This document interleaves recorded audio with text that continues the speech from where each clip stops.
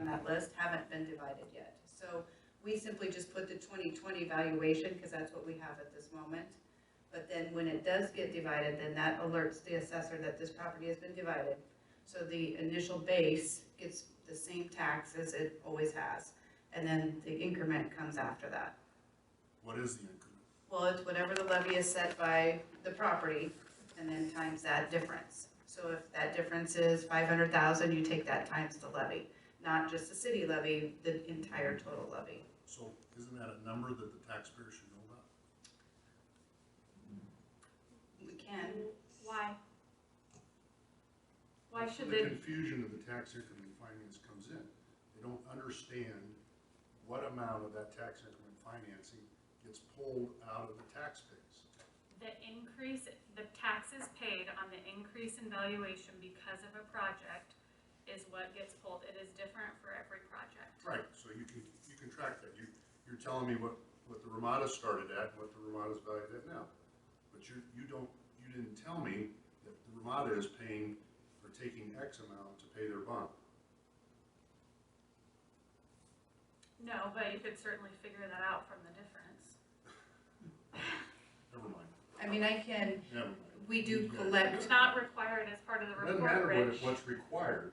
It's what taxpayers ask me all the time is what tax dollars are we losing to tax increment fine? We're not losing, they're putting it back in the property, but what is that dollar amount? so on the 5, I think I currently have 5.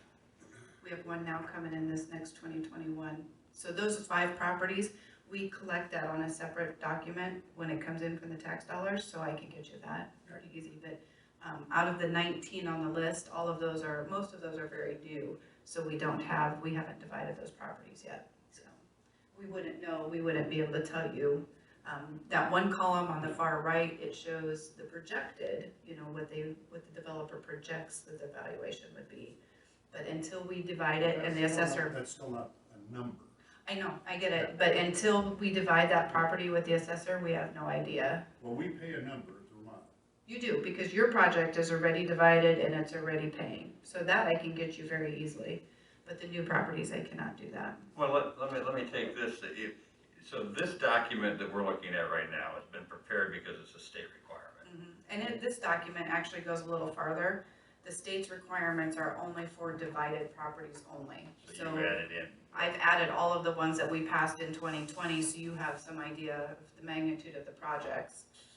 But their requirement is just divided properties at this point. So in the future, or if you could go back to address Councilman Jablonski's request, which it's a valid request and it is good information to have, you could adjust that into a report like this. Yeah, and I actually do have an Excel spreadsheet that does lay it out, and so once that base property is set, then I do have that. I can add another column that just shows the taxes paid.